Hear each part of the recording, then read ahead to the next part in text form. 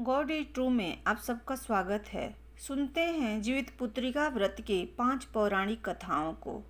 गंधर्वों के राजकुमार का नाम जिमुतवाहन था। वे बड़े उदार और परोपकारी थे। जिमुतवाहन के पिता ने वृद्धावस्था में वानप्रस्थ आश्रम में जाते समय इनको राज्य सिंहासन पर बिठाया, किंतु इनका मन राजपाट में नहीं लगता था। वह राज्य का भार अपने भाइयों पर छोड़कर स्वयं वन में पिता की सेवा करने चले गए। वहीं पर उनका मल्यवती नामक राजकन्या से विवाह हो गया। एक दिन जब वह वन में भ्रमण करते हुए जिमुतवाहन काफी आगे चले गए, तब उन्हें एक वृद्धा विलाप करते हुए दिखी।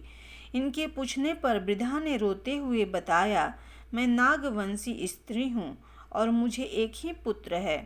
पक्षीराज गरुड़ के समक्ष नागों ने उन्हें प्रतिदिन भक्षण हेतु एक नाग सौंपने की प्रतिज्ञा की हुई है। आज मेरे पुत्र शंखचूर्ण की बलि का दिन है। जिमुतवाहन ने वृद्धा को आश्वस्त करते हुए कहा, डरो मत, मैं तुम्हारे पुत्र के प्राणों की रक्षा करूंगा।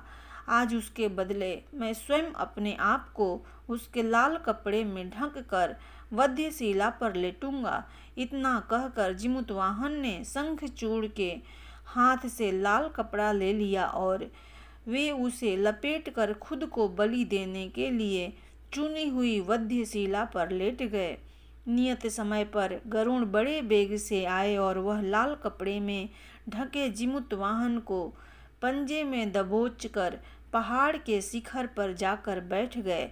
अपने चंगुल में गिरफ्तार प्राणी की आंख में आंसू और मुंह में आह निकलता न देखकर गरुड़ जी बड़े आश्चर्य में पड़ गए। उन्होंने जिमुतवाहन से उनका परिचय पूछा। जिमुतवाहन ने सारा किस्सा सुनाया।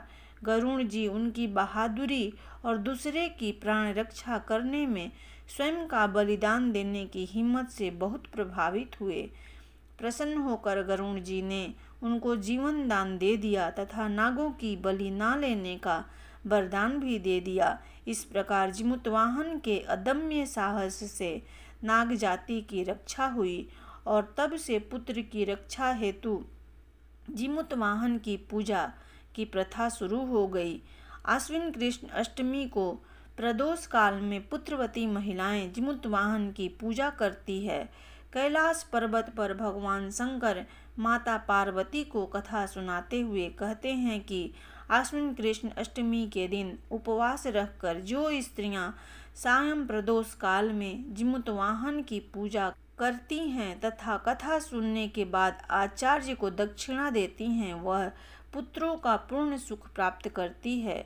व्रत का पारण दूसरे दिन अष्टमी तिथि की समाप्ति के पश्चात किया जाता है।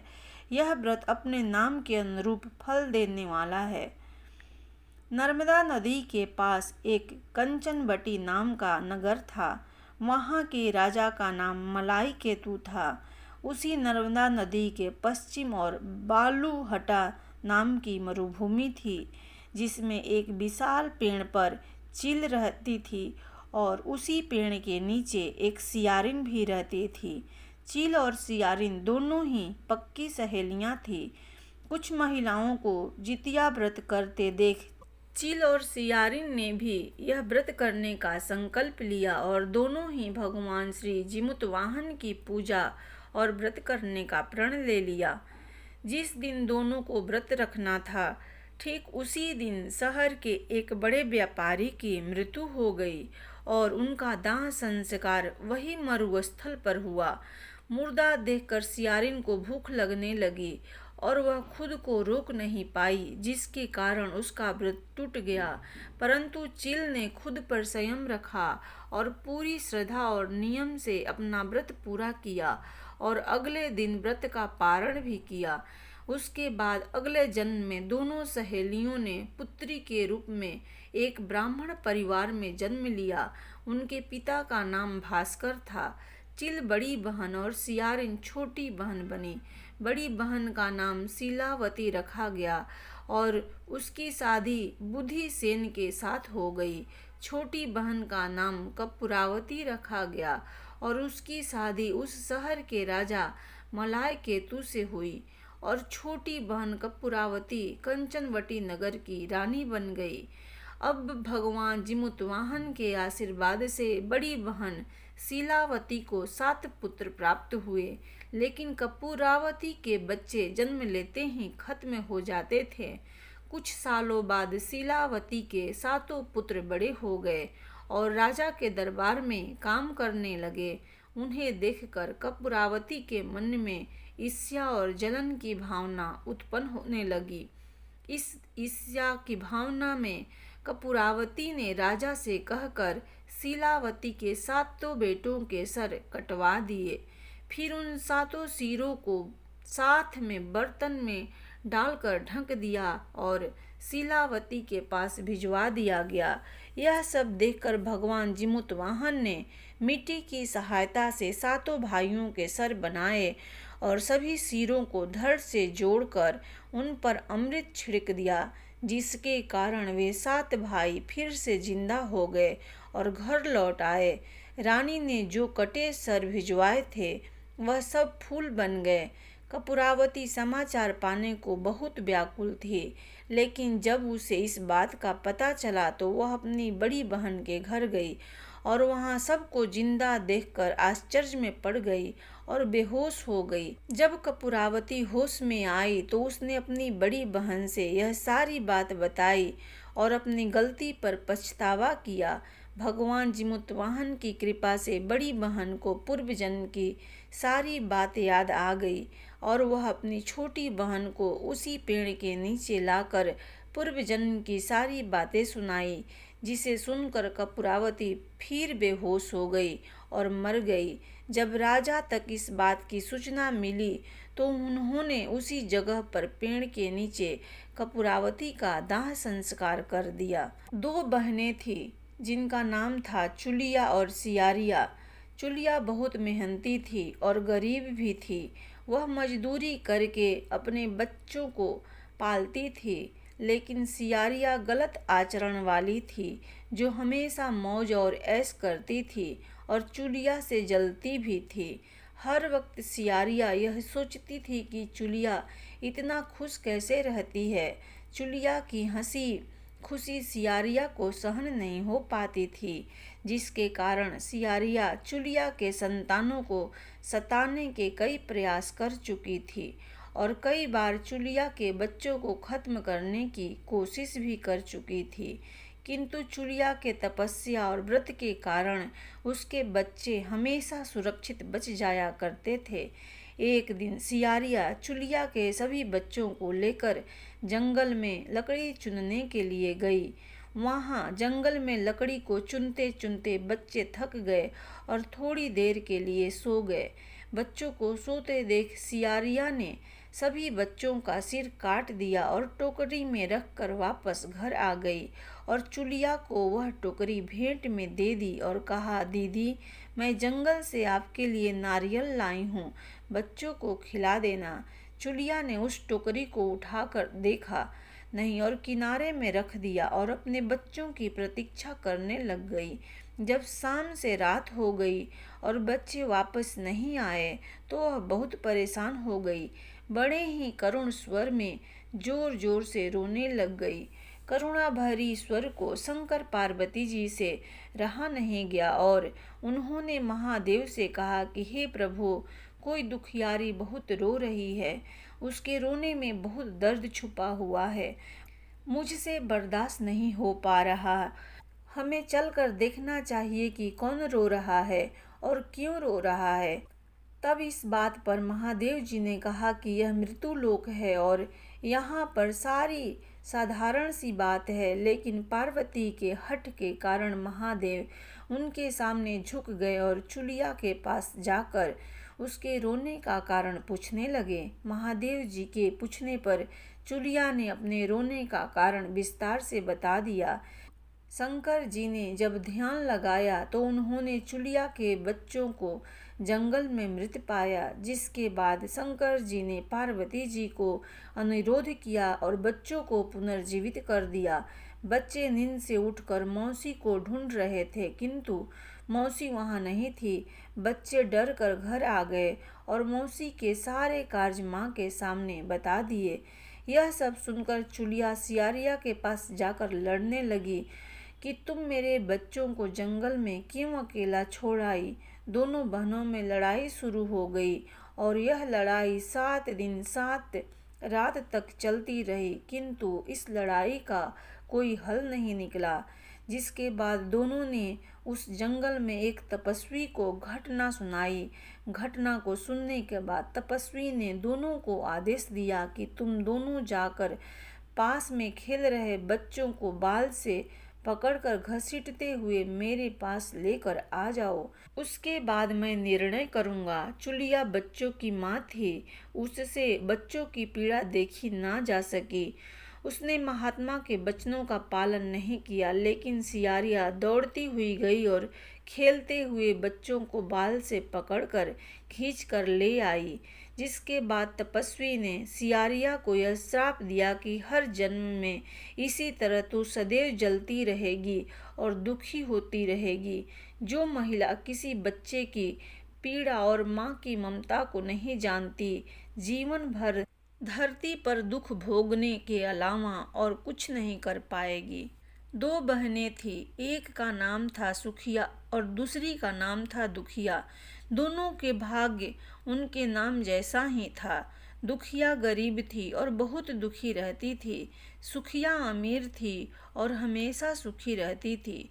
दोनों एक ही गांव में रहती थी। दुखिया सुखिया के घर में काम करती थी, साफ सफाई करती थी, खाना बनाती थी और जो खाना बच जाता था वह खाना सुखिया दुखिया को दे देती थी। इसी तरह दुखिया का घर चलता था। समय बीतता गया। दोनों को बच्चे थे। सुखिया को 2 पुत्र थे और दुखिया को भी 2 पुत्र थे। जब जितिया का व्रत आया तो दोनों बहन जितिया का व्रत रखी थी। दुखिया सुखिया के घर में काम करती थी। व्रत के दिन दुखिया ने सुखिया के घर को चावल फटका, चावल को साफ करना, उससे जो खुर्दी निकला वह अपने लिए रख ली और साफ चावल सुखिया को दे दी। फिर साग को चुन्नी, बढ़िया वाला साग सुखिया के लिए रख दी और डंठल था वह अपने लिए रखी। अब दुखिया ने सुखिया के घर सारा खाना बना दिया और अपने घर चावल की खुर्दी और साग की डंठल लेकर गई खाना बनाने के लिए।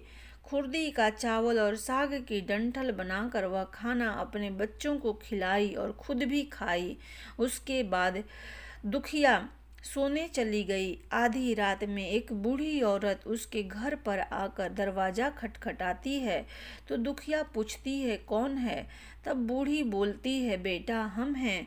दुखिया ने उठकर फाटक खोला और पूछती है अम्मा आपको क्या चाहिए, इतनी रात में आप यहाँ किस लिए आई हो। बूढ़ी बोलती है बेटा मुझे बहुत भूख लगी है, कुछ खाने को दे दो। दुखिया उसे घर के अंदर ले जाती है और कहती है हम लोग बहुत गरीब हैं, आज मैंने खुर्दी का चावल और साग की डंठल बनाया है, क्या आप खाएंगी। तो बूढ़ी कहती है हाँ क्यों नहीं खाएंगे, हमें बहुत भूख लगी है, हम वही खाएंगे। दुखिया अंदर जाकर खुर्दी का चावल और साग की डंठल लाती है और बूढ़ी को देती है खाने के लिए। बूढ़ी खाना खाने के बाद कहती है कि मुझे अच्छे से कुछ दिखाई नहीं देता, इतनी रात के अंधेरे में मैं अपने घर कैसे जाऊंगी। तो दुखिया कहती है कोई बात नहीं, आप यहीं पर सो जाइए, सुबह अपने घर चले जाना। तो बूढ़ी दुखिया के घर में ही सो जाती है। फिर थोड़ी देर बाद उठकर बूढ़ी बोलती है बेटा मुझे दीर्घ शंका लगी है, कहाँ करूँ। तो दुखिया कहती है मेरे घर में बाथरूम नहीं है, इसलिए आप उधर कोने में कर लीजिए। बूढ़ी पूछती है बेटा भड़ भड़ करे या छर छर करें। दुखिया नींद में थी तो वह कहती है माता जी भड़ भड़ कर दो, मैं सुबह साफ कर दूंगी। फिर थोड़ी देर बाद बूढ़ी पूछती है कि बेटा मैं अपने हाथ कहाँ साफ करूं। तो दुखिया कहती है आप मेरे सर में अपने हाथ को साफ कर लीजिए। जब सुबह होती है तो दुखिया को यह सब सपने के जैसे लगता है कि सोते समय मुझे कोई सपना आया होगा। वह ज़्यादा कुछ नहीं सोचती और नदी में नहाने के लिए चली जाती है। जब वह नदी में नहाती है तो अपने बाल धोती है तो उसके बालों से होते हुए जो पानी बहती है वह सोने का पानी होता है। आसपास की सभी महिलाएं यह देखकर चकित हो जाती है और कहती है कि तुम्हारे बालों में से तो सोने का पानी गिर रहा है, क्या बात है। फिर उसे रात की सारी बात याद आती है। वह दौड़कर अपने घर की ओर भागती है, यह सोचकर कि उसका घर दीर्घ शंका से गंदा हुआ होगा, पहले उसको साफ करना होगा। जब वह अपने घर में जाती है तो देखती है कि घर के हर कोने में ढेर सारा सोना बिखरा पड़ा होता है। यह सब देखकर दुखिया बहुत खुश हो जाती है और सोचती है कि जीमूत वाहन की कृपा है। यह सब तो माता का रूप धारण करके मेरे घर आए और मुझे इतना आशीर्वाद दिए। अब दुखिया अमीर हो जाती है और सुखिया के घर जाकर काम करना बंद कर देती है। दुखिया जब अपना व्रत पूरा करती है तो अपने पुत्र से कहती है कि जाओ मौसी के घर से तराजू लेकर आओ, यह नापने के लिए कि यह सोना कितना है। बच्चा बहुत खुशी से सुखिया मौसी के घर जाता है और तराजू मांगता है तो सुखिया पूछती है कि तराजू का क्या नापना है। तो बच्चा बोलता है मेरे घर में बहुत ढेर सारा सोना है, उसी को मम्मी नापेगी। सुखिया कहती है खाने के लिए तुम्हारे पास कुछ भी नहीं है और सोना नापोगे, मुझसे झूठ कहते हो। तो बच्चा कहता है नहीं, मैं झूठ नहीं बोल रहा हूँ। सुखिया सोचती है जब तराजू मांगा है तो कुछ न कुछ तो जरूर नापना होगा, इसलिए वह तराजू के पीछे गोंद लगा देती है कि जो भी नपेगा वह थोड़ा सा इसमें चिपक जाएगा। दुखिया जब तराजू पर सोना नापती है तो कुछ सोना का टुकड़ा उस बूंद में चिपक जाता है। जब बच्चा तराजू लौटाने आता है तो सुखिया उसको उलट पुलट कर देखती है तो उसे तराजू में सोना लगा हुआ मिलता है। सुखिया सोचती है उसके घर में जरूर कहीं से सोना आया होगा, इसलिए वह कई दिन से काम पर नहीं आ रही है। सुखिया उसके घर जाकर देखती है कि यह सोना कहाँ से आया। जब सुखिया दुखिया के पास जाकर पूछती है कि तुम्हारे पास कहाँ से इतना सोना आया कि तुम तराजू मंगाई नापने के लिए, तो दुखिया उस रात की सारी कहानी अपनी बहन सुखिया को बताती है। दुखिया का मन एकदम सच्चा था, इसलिए वह सब कुछ बता दी। लेकिन सुखिया के मन में लालच आने लगा कि दुखिया के पास हमसे भी ज़्यादा धन आ गया, अब अगले जितिया को मैं भी खुर्दी का चावल और साग की डंठल बनाऊंगी। फिर अगले साल जितिया का व्रत दोनों बहन ने रखा। सुखिया के पास हर तरह का सुख था और धन भी था, फिर भी वह जितिया के दिन चावल फटक कर साफ चावल फेंक दी और खुर्दी अपने पास रख ली। साग को तोड़कर पत्तियां फेंक दी और डंठल अपने पास रख ली और वही बनाई। खा पी कर पूजा पाठ करके सोनी चली गई। फिर आधी रात में उसके घर में भी बूढ़ी आई और दरवाज़ा खटखटाती है। सुखिया उसका इंतजार कर रही होती है। वह तुरंत दरवाज़ा खोलकर बूढ़ी को अपने घर के अंदर ले आती है। बूढ़ी बोलती है मुझे बहुत भूख लगी है, कुछ खाने को दे दो। तो सुखिया कहती है मैंने खुर्दी का चावल और डंठल का साग बनाया है। बूढ़ी बोलती है कोई बात नहीं, मैं खाऊंगी। तो सुखिया परोस देती है। वह खाना खाने के लिए और सोने चली जाती है। बूढ़ी बोलती है मैं घर नहीं जा सकती, मुझे दिखाई नहीं देता। तो सुखिया कहती है कोई बात नहीं, आप यहीं सो जाओ। थोड़ी देर बाद बूढ़ी फिर बोलती है मुझे दीर्घ शंका लगी है, क्या करूं? तो सुखिया कहती है वही कोने में कर लीजिए। फिर थोड़ी देर बाद बूढ़ी पूछती है कि भड़भड़ करें या छर छर। इस समय सुखिया को याद नहीं आता है कि दुखिया ने क्या बोला था। तो सुखिया बोली माँ छर छर कर दीजिए। फिर बूढ़ी पूछती है कि बेटा मैं अपने हाथ कहाँ साफ करूँ? सुखिया कहती है मेरे सर में साफ कर लीजिए। बूढ़ी अपना हाथ सुखिया के सर में साफ कर लेती है। जब सुखिया सुबह उठती है तो उसका पूरा घर गंदगी से भरा पड़ा होता है और उसके बाल में भी बहुत गंदगी लगी होती है। यह सब देखकर सुखिया बहुत दुखी हो जाती है और उसे बहुत गुस्सा भी आता है। वह अपनी बहन दुखिया को बुलाती है और उसको गुस्सा करती है कि तुमने हमसे झूठ कहा और मेरा पूरा घर गंदा करवा दिया। तो दुखिया पूछती है कि तुमने क्या कहा था, भड़ भड़ या छर छर? तो सुखिया कहती है कि मैं तो छर छर बोली।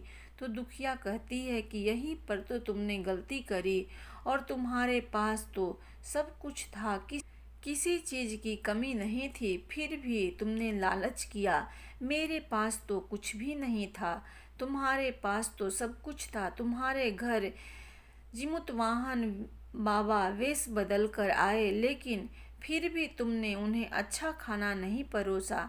मेरे पास तो कुछ भी नहीं था, इसलिए मैंने उन्हें खुर्दी का चावल और साग का डंठल परोसा था। तुमने अपने घर आए भगवान का अपमान किया। सब कुछ रहते हुए भी तुमने साग और भात खिलाया। तुम्हारे पास सब कुछ होते हुए भी तुम्हें लालच नहीं करना चाहिए, इसलिए तुम्हारे साथ बुरा हुआ। महाभारत के युद्ध में जब अश्वत्थामा अपने पिता की मृत्यु से बहुत दुखी थे और अपने पिता की मृत्यु का बदला लेना चाहते थे, जिसके कारण वह पांडवों की शिविर में घुस गए। शिविर में उस समय 5 लोग सो रहे थे, जिसके कारण अश्वत्थामा ने उनको पांडव समझकर खत्म कर दिया। यह माना गया है कि सभी पुत्र द्रौपदी के 5 पुत्र थे। जिसके बाद अर्जुन ने अश्वत्थामा को बंदी बना लिया और उनकी दिव्य मणि भी छीन ली, जिसके कारण अश्वत्थामा ने क्रोध में आकर अभिमन्यु की पत्नी के गर्भ में पल रहे शिशु को भी ब्रह्मास्त्र के जरिए मार डाला। जिसके बाद भगवान श्री कृष्ण ने अपने सारे पुण्य का फल उत्तरा की अजन्मी संतान कुर्तिया और गर्भ में पल रहे शिशु को पुनः जीवित किया। श्री कृष्ण की कृपा से इस पुत्र का नाम जीवित पुत्रिका नाम दिया गया। तब से लेकर आज तक संतान की लंबी उम्र के लिए और उनकी मंगल कामना के लिए हर साल माताएं जितिया व्रत या जीवित पुत्रिका व्रत रखती है और परंपरा के साथ उन्हें पूरा भी करती है।